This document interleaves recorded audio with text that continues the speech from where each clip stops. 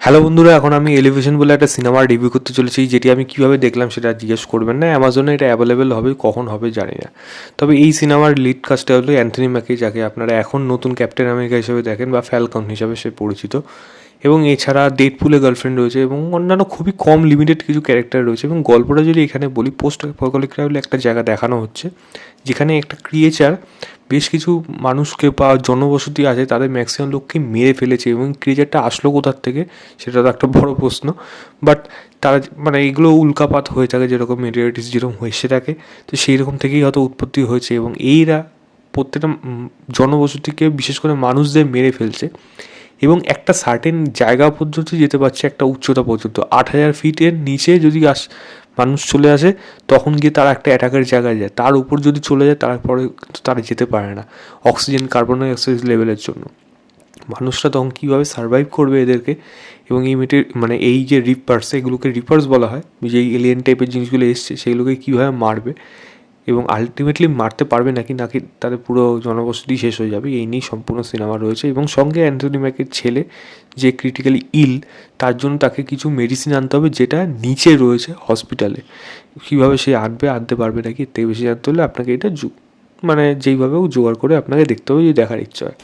দেখুন, এই ধরনের সিনেমা যখনই আপনারা দেখতে বসেন, যখনই এরকম এলিয়েন প্রিডেটার একটা জিনিস থাকে বা ক্রিয়েচার টাইপের জিনিস থাকে, একটা জিনিস আপনি ধরে রাখেন, ম্যাক্সিমাম ক্ষেত্রে স্টোরি লেভেল যত না উন্নত হয়, অনেক আছে যেগুলো ভালো লাগে, তবে এইগুলো maximum time pass popcorn movie হিসাবে এই সিনেমাগুলোকে ট্রিটমেন্ট করা হয়। এই সিনেমাটা যদি পার্টিকুলার আমি বলি, এই সিনেমাটার মধ্যে গল্প লেভেলে কিন্তু কিচ্ছু নেই, মানে মানে নাথিং, মানে কোথার থেকে আসলো, কীভাবে হচ্ছে, কোনো তার তার বাইরের যে ওয়ার্ল্ড সেখানে কী অবস্থা, এইসব জায়গায় কিছু দেখায়নি।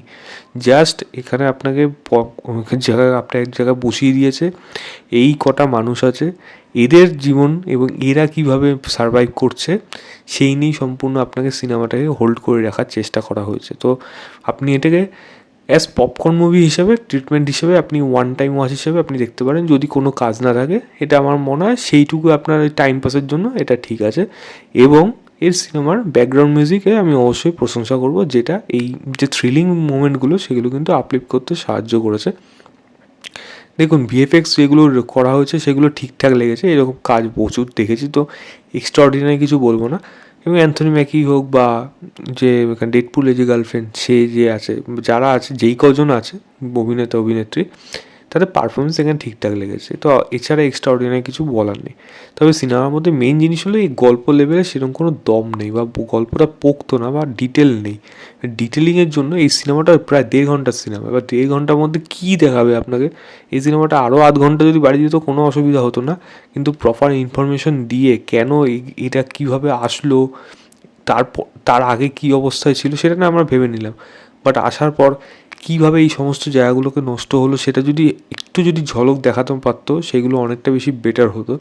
এবং এইগুলোর ব্যাপারে যদি আরও বেশি ইনফরমেশন পাওয়া যেত, যেমন একটা সময় আছে যখন তারা ভেবেছিল এইগুলো হয়তো সত্যিকারের, যে এইগুলো এলিয়েন টাইপের বা এরকম কিছু, বাট তাদের একটা সংশয় ভেঙে যাবে, সেখানে একটা অন্যরকম জিনিস দেখবে, মানে তার নেচারটা বা গঠনটা অন্যরকম দেখবে। সেটা কীভাবে আসলো, কীভাবে সেগুলোকে কন্ট্রোল করা হচ্ছে, কে করছে, নাকি এটা সামথিং নিউ যেটা আমাদের কাছে কিছু জানিই না।